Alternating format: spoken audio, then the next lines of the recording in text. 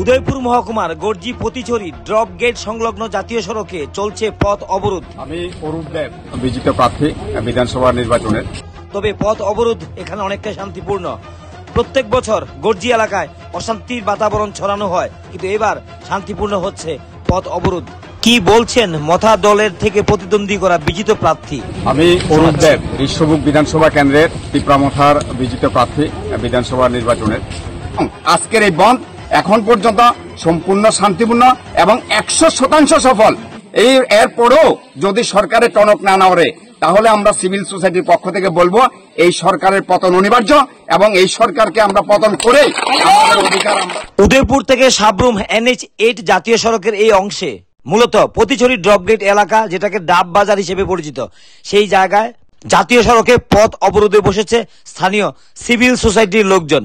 তবে তাদের নেতৃত্বরা মথা বিজিত প্রার্থী হিসেবে পরিচয় দিয়েছেন। মূলত কি নিয়ে আজকের এই দাবি রোধ হচ্ছে সারা ত্রিপুরা রাজ্যব্যাপী, সেটার মূল বিষয়গুলো কি কি রয়েছে?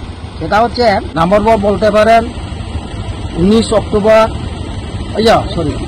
19 জুলাই, যেটা সেন্ট্রাল আমাদের সেন্ট্রাল স্বরাষ্ট্র দপ্তর যে অর্ডিন্যান্স জারি করছে,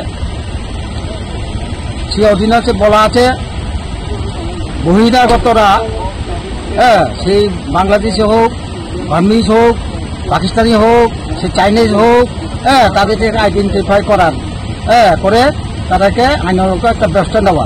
আমরা দেখলাম এখানে আমরা ত্রিপুরা রাজ্যে তেমন গভর্নমেন্টের মানে কোনো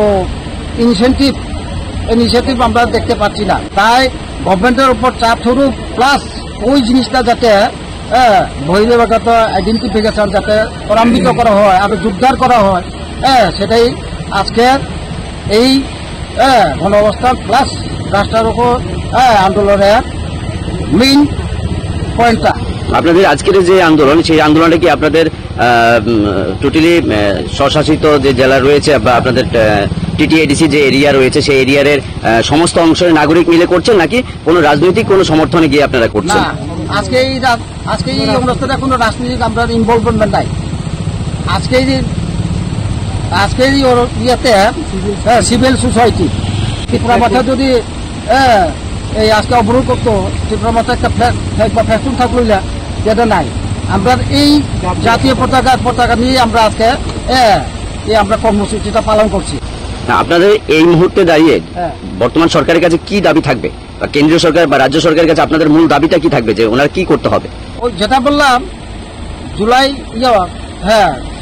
19 জুলাইয়ের যেই সার্কুলারটা সেন্ট্রাল থেকে বিদেশি আইডেন্টিফিকেশন, এটা যাতে ঠিকভাবে করা হয়, আরো ত্বরান্বিত করা হয়, এটা আমাদের মূল দাবি।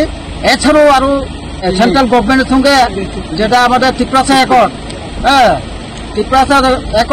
এই অ্যাকর্ডগুলো যাতে অতি সত্বর বাস্তবায়িত করা হোক। তবে ইতিপূর্বে ধর্মঘট বা রাস্তা অবরোধের নামে যেভাবে জরুরি পরিষেবাকে স্তব্ধ করে দেওয়ার চেষ্টা করা হয়েছিল, সেটা কিন্তু এবার ডাব বাজার বা গর্জি পতিছড়ি এলাকাতে দেখা গেল না।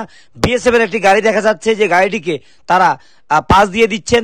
সাধারণ নাগরিক ছাড়া জরুরি কাজে যারা রয়েছে বা পরীক্ষা থেকে শুরু করে যারা বিমানে বহিরাজ্যে যাবেন, টিকিট কাটা হয়েছে তারা এবং অসুস্থ রোগী, তাদেরকে দিয়ে দেওয়া হচ্ছে বলে কিন্তু এটা জানাচ্ছেন। তবে এই বিষয় নিয়ে স্থানীয় একজন এই বিষয় নিয়ে বিজিত প্রার্থী ত্রিপ্রামথা দলের বিগত নির্বাচনে তিনি কি বলছেন সে বক্তব্য আমরা শোনাচ্ছি।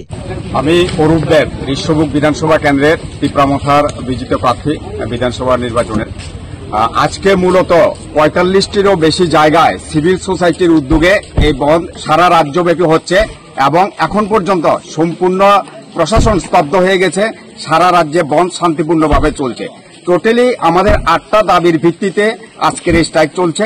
আমাদের 8টা দাবি হলো, প্রথমে অবৈধ বাংলাদেশি অনুপ্রবেশকারী যারা আছে তাদেরকে পুশব্যাক করতে হবে। ত্রিপ্রাসা চুক্তি সেন্ট্রালকে অবিলম্বে বাস্তবায়ন করতে হবে। এখানে রোমান স্ক্রিপ্টে সেখানে ককবরক ভাষাকে প্রাধান্য দিতে হবে। এইরকম 8টা দাবির ভিত্তিতে আজকে সারা রাজ্যব্যাপী এখানে সিভিল সোসাইটির উদ্যোগে, এটা কোনো পার্টির আন্দোলন নয়, এটা সারা রাজ্যের ত্রিপ্রাসা হোক, বাঙালি হোক, হিন্দু হোক, মুসলিম হোক, সবার আন্দোলন। এবং আমাদের আপনারা দেখতে পাচ্ছেন এরকম আরো রাস্তায় আছে টোটালি 50টিরও বেশি জায়গায় আজকে একযোগে এই আন্দোলন চলছে এবং সাধারণ মানুষ ঘর থেকে বেরিয়ে এসে আন্দোলনকে স্বতঃস্ফূর্তভাবে সমর্থন করছে। এবং এই আন্দোলনে যদি রাজ্য সরকার এবং কেন্দ্রীয় সরকারের টনক না নড়ে তাহলে আগামী দিনে এর চাইতে চরম আন্দোলনের মুখোমুখি হতে হবে। এবং আমরা আপিল করব যে আপনাদেরকে অবিলম্বে যে আজকে এই স্ট্রাইকের পরে এখানে যদি রাজ্য সরকার এবং সেন্ট্রাল গভর্নমেন্টকে অতি দ্রুত সেখানে পদক্ষেপ নিতে হবে। আর যদি না নেয় তাহলে পরে সিভিল সোসাইটি কি করতে পারে উনারা সেখানে হারে হারে টের পাবেন। এরপরও যদি সরকারের টনক না নড়ে তাহলে আমরা সিভিল সোসাইটির পক্ষ থেকে বলবো এই সরকারের পতন অনিবার্য এবং এই সরকারকে আমরা পতন করে আমাদের অধিকার আমরা সেখানে ছিনিয়ে নেব। আপনার কথার পরিপ্রেক্ষিতে আমরা একটা বিষয় জানতে চাইবো। আপনি বলছিলেন যে আপনাদের পার্টির লোক বিভিন্ন জায়গাতে ঘুরছে, সেটা কোন পার্টি? এটা কোনো পার্টির লোক না, আপনি একটা জায়গায় ভুল করছেন। এটা সিভিল সোসাইটির, এটা সাধারণ জনগণের বন। এখানে কোনো পার্টির পতাকা নেই, এখানে ন্যাশনাল সবাই গ্রামের শিক্ষিত মানুষ। আপনারা আরো সামনে যান, দেখবেন মহিলারা পর্যন্ত সেখানের মধ্যে। এখানে পাহাড়ি, বাঙালি, হিন্দু, মুসলিম কোনো ভেদাভেদ নেই।